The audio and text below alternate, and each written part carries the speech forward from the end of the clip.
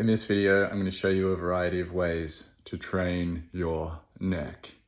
And the reason this is so important is because if your brain perceives a weakness through your neck, it's going to limit the force that you can apply through the rest of your body. These cranial nerves, the nerves which are affected by the way you bite, the way you use your mouth, whether the enamel touches on your teeth, the position of your head, they transmit so many of the vital signals through the body that allow effortless movement and many other things too. So you just really got to take care of all of this, okay? You need to be able to sense your face. Make faces, wake up these tissues so you can feel them. And that will help you in turn relax your jaw. And what also helps you relax your jaw is feeling safe, which means training the neck to be strong. What I want you to do is I want you to pick your favorites. And I want you to try one or two for a series of weeks. And I just want you to track in your training journal or your phone how it felt, how much you did, and don't bite off more than you can chew. Remember, this is a very important area of your body that you really want to be kind to, and you want to develop this training slowly over time. Don't rush in. You could end up with a headache or something like that. First one we're going to look at is nice and simple. Okay, so we just have this towel on the ground. I'm on all fours. I'm taking most of the weight on my knees, but also some weight on my hands. What I'm gonna do is just rest my head on the ground. And I'm still using mainly my hands. And what I'm doing is I'm not dumping into my head at all. I'm actively pressing my head through the ground like I'm trying to wedge my forehead into someone's belly in jiu-jitsu or something like that, okay? So I'm actually pushing. I wanna feel this sense of connection through my head and the rest of my body. When you do this, suction your tongue to the roof of your mouth, like this. Hold it up there, okay? Ready? So I'm connecting, I'm actively pressing through the ground, and then I'm just gonna tilt slightly to one side with my shoulders so that I can look that way. I'm keeping my eyes and my body connected, okay? I'm not just like cranking into the neck and collapsing. I'm keeping downward pressure, but that pressure is now transitioning to the side of my head, and I let my body go with my neck. I'm not forcing my neck to do anything. Then I come back. As I come back, I'm actively pressing through the floor. I'm really being proactive. And I start to look the other way and roll onto that part of my head. Again, you can see my shoulders are facilitating that movement. So really, I'm just exploring quite a consistent downward pressure, but I'm just making sure I feel connected to it. And I'm making sure I feel really in touch with what my head and my neck are doing throughout this movement, okay? And what you can then do, if you've been doing that for a few weeks and you start to feel really good and you know, positive results, then you can explore without the hands. Remember, when you go without the hands, you can also sit your hips back. You take more of your weight over your feet, and that will reduce the weight on your head. So that can be a really good way to transition. So I'm gonna show you that now. Here. And now, like, look, my head's taken basically no weight. So you don't have to make this a crazy jump. Now you can start to explore the same thing, but then you can start to lift your hips up a bit higher, potentially. And now I'm putting a bit more weight through the head, but now I'm just using a tripod, okay? The same thing. And what I can explore is also rolling down a bit and rolling up a little bit, okay? Really gently. And of course, bring the hands back if you have any doubts, because what's most important here is to create blood flow, to create awareness of your position in space, and to just get some really consistent basic training accumulated over a period of weeks if you haven't done neck work before, okay? So that's our first exercise. You can go further, you can go like this, but most people aren't going to need to, because the amount of load you can put through your head in that other one is enough. But if you were going to go like this, it's the same thing. But right now, for example, for me, I'm using so much hand pressure that it's not even really worth going up there. It would be more of an ego thing, and I definitely don't want to hurt my neck, so I'm not going to force it. Just because you see people doing things who are elite athletes, like wrestlers or boxers who've been training their neck for years, doesn't mean you should necessarily. And the other thing is, those guys who train their neck super hard, they're trading off the risk of getting knocked out or concussed for the risk of potential neck stuff later on. So obviously you can train your neck to be very strong, but those guys are gonna have to get kicked or hit in the head. So they're probably more concerned about brain injury than they are about some disc issue in their neck later in life when they're like 50. You might not be getting kicked in the head or tackled or punched. So for you, perhaps it's a different trade-off and you wanna be more gentle with your neck. So I would suggest just, if you do the simple stuff over time, over a period of years, so good. Okay, next one we have. So my knees are bent, my heels are close to my bum so that I can touch them with my hands. And all I'm gonna do here is lift my hips off the ground a little bit like so, okay? So you can see they're active, it's springy. I'm not really trying to drive super high, it's just connected. And I have this little bit of a sense of connection through my abs too. Now what I'm gonna do, I'll scoot down so you can see, as I roll up higher with my hips, I'm gonna press the back of my head into the ground, okay? And my shoulders are still on the ground as my hips lift. I'm gonna peel down and I'm gonna peel up, press into the ground with the back of my head, and then down again. So what we're doing here is we're teaching the neck to coordinate with the hips, and by connecting the head and the hips, or the crown and the tail, we're connecting our whole spine, which is a really good way to strengthen the neck. To use it with our whole spine isometrically, rather than think the neck has to be some isolated mover. It doesn't always have to be that way. Now, if I want to go further, all I'm going to do with this is I'm going to lift up more and potentially make my shoulders lighter, okay? So I'll show you one way to do that. So we roll up more, we make the shoulders lighter, and then we lift like this. Now that can be too much for a lot of people, and that's quite a big jump. So what we do to get there is we bring the elbows to the floor and we use the elbows like a row. So now, like if I'm lifting my head, I can still lift my body like this. So I'm gonna peel my hips up, I'm gonna get high, and then I'm gonna use my elbows to support me. And now I'm on my elbows and the back of my head. And then I come back down, okay? And then raise the hips again, lift the elbows, drive into the floor with the neck or with the head. And so I really want you to meet the floor actively. I don't want you to be like reactive. Oh, I'm just trying to get up there. It's like, no, I'm going to own this movement or I'm going to take a step back. I have to own the movement. All right, so there we go. So now you're starting to build towards more of a neck bridge, but this is a really cool variation. You can obviously do this with the head slightly turned as well. So I'd recommend turning, say, 30 degrees, and then explore the same thing. And notice whether you feel as stable. You need to feel stable, so you need to still own this position. Maybe you just peel the hips first and drive isometrically through the head. Okay, so I'm not actually lifting my shoulders. I'm just making sure I feel really connected through the head the whole time. Yeah, so I'm feeling, as I lift my hips, the tension and strength increases, but I'm still actively pressing my head into the ground through the whole movement. And then if I want to go further, I can explore this. And now that feels a lot better after I've primed it and done that little bit of activation. Then I'll turn 30 degrees to the other side. Again, I start with the easy one, keeping some isometric or constant pressure through the head, lifting the hips to integrate. And then I'm going to explore going further. There we go, bringing in the arms to help. And that actually feels really good. I feel very connected through my whole body, doing it this way. And again, like, I'm not gonna push it too much if this is my first time. Like 1 set of 10, 2 sets of 5, just see how you go. You can always add more later.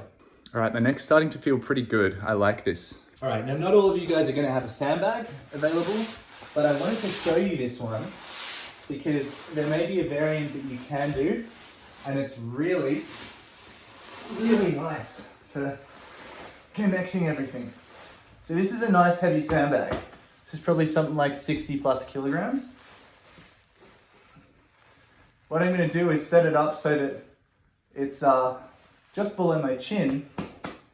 And I've got other videos on this, but the same principles are gonna apply as the last exercise. So even if you did this with a dead ball or a soft med ball or a smaller sandbag, for this one to train your neck, you put it across the top of your chest. You wouldn't put it on your actual neck. You don't want to choke yourself. But from here, I'm going to create that little hip lift, okay? And naturally, as I do the hip lift, it then wants to come towards my chin, okay? So what I do is, I might wrap it because this one's big. I'm going to do the little hip lift. I'm going to take some deep breaths, and in those breaths, I'm going to thicken my body under the bag, okay? So watch my body grow under the bag. I'm going to breathe into my back. So I'm getting thicker. Breathing through my nose, thickening. And I'm kind of feeling this sense of fullness in my upper thoracic, okay? So I'm getting thicker in my rib cage, and what that's doing as I get thicker, it expands the tissues into some passive stretch or tension, and that's quite supportive for the neck. What happens is the distance between my shoulders and my rib cage and my jaw or neck gets a bit shorter, and so that kind of stabilizes my neck, and that actually comes from the primary breathing muscles, from the diaphragm and the deep core. It's not coming from me lifting my shoulders for my traps. It's not coming from me like tensing my head or my neck. It's purely just this effect of like, watch, I'm just gonna breathe in, focusing on my back expanding. It just naturally feels like it supports my head a little bit, almost like a turtle shell is growing towards my head. And so from here, what I can do is I can then, if I get the spacing right, I can explore suctioning the tongue to the roof of my mouth. That kind of feeling, I'm gonna lock that in. I won't do it so I can talk.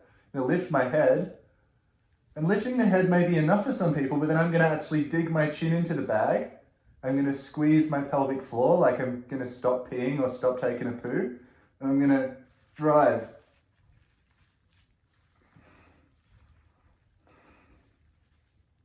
So I'm connecting the hips to the chin.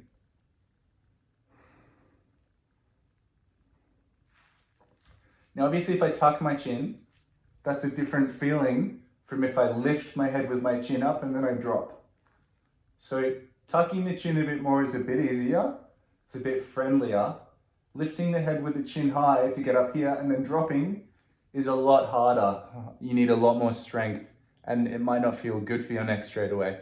Okay, so lift the head, crush the sandbag, lift the hips, squeeze the butthole, suction the tongue.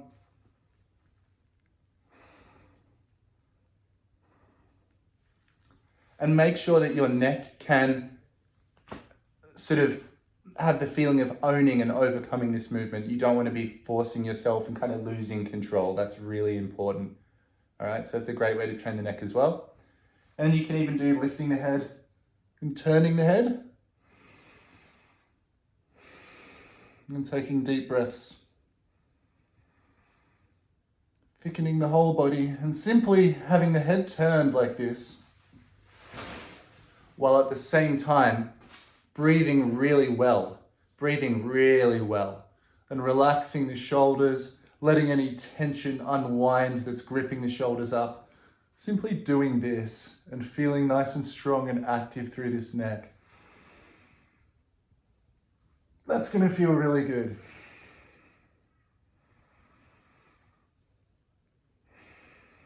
So what we're doing with all of these is we're integrating the whole body with the neck, and with the sandbag specifically, what we're doing is integrating the primary breathing muscles and diaphragms with the neck, all the way right up to the center line of the head and the pelvic floor.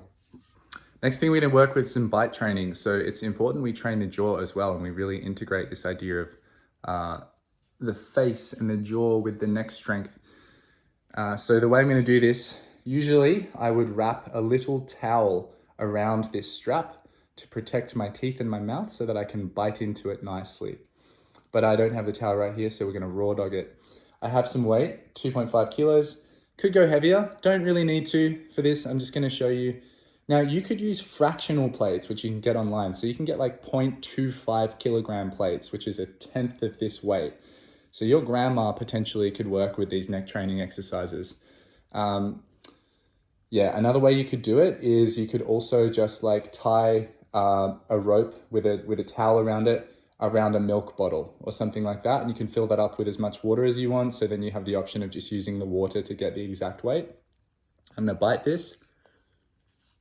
Let's go.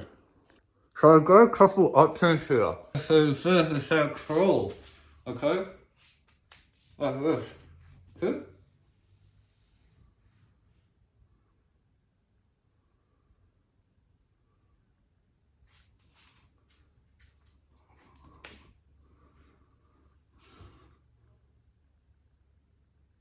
So you can see there that crawling is a really good option because again, it integrates the whole core musculature, the upper body, the lower body, and the head. And what you'll actually find is that things like crawling and dips or even pull-ups often feel stronger when you're biting something because that bite muscle helps really protect and control the spine, and provided your teeth aren't touching, you'll see strong men, you'll see elite strength athletes using mouth guards to bite. So using the jaw really helps us connect through our midline.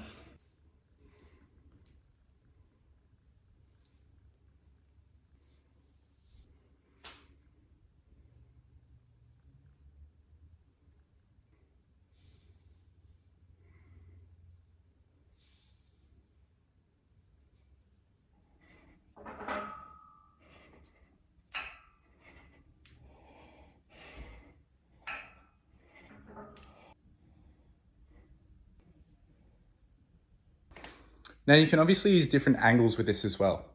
So if you've got a towel around it, or if you're just biting the side of the towel and you have the weight hanging off there, then you can work the side of your neck a bit better.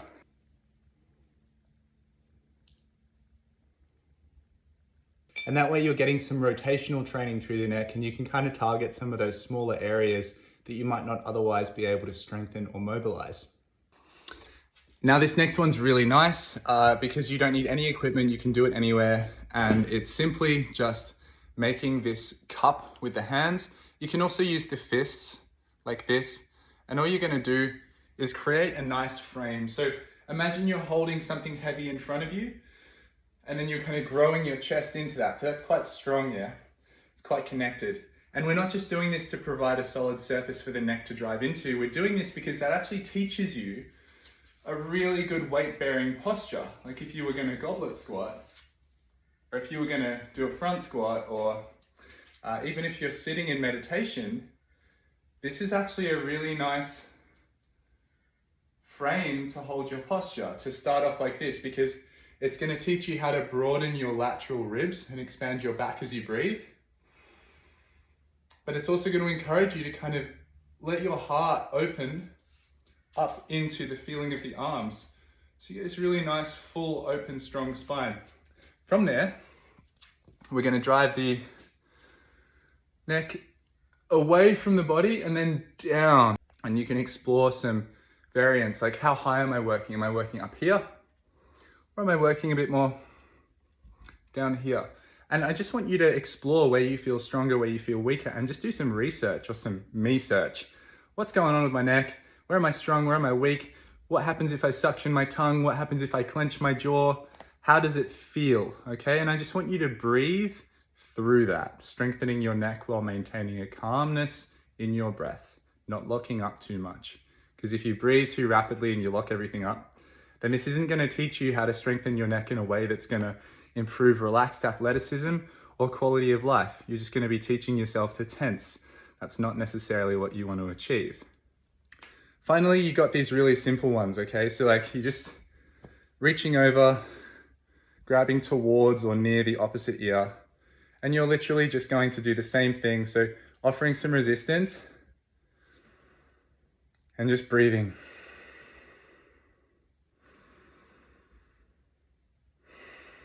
It doesn't have to be super heavy. It's actually just as good to get comfortable and to really feel the alignment of your spine and the relaxation of your breath. And you can just hold that for a minute. Naturally then you can switch sides, but what you can also do is work with a bit of a different angle. So if you're wrapping the back of the head, this back corner, almost like you're going to grip under the base of your skull, you can hold that, and now you have a little bit of a stretch, and you can kind of resist against that stretch, okay? So I'm kind of coming back this way. I'm coming back from a slight head turn and a slight tilt towards neutral, okay? So, And that's really getting me a nice release in this corner.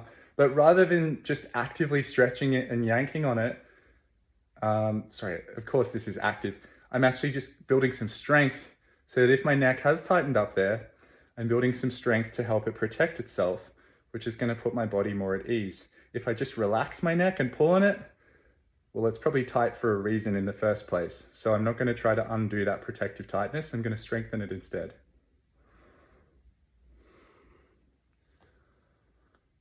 Oh, and that feels so much freer now. So that's been a neck training video for you. I want you to remember, make funny faces, do crazy stuff, explore your face, your mouth. Just get in touch with your head, your neck, all of this. Take deep breaths. Remember when you're taking deep breaths that it's not the same thing as just, okay, we're not just hunching, we're bringing the whole midsection up. And you can see it grows as I relax my shoulders, and the sandbag training is what helps me develop that diaphragmatic strength to do so.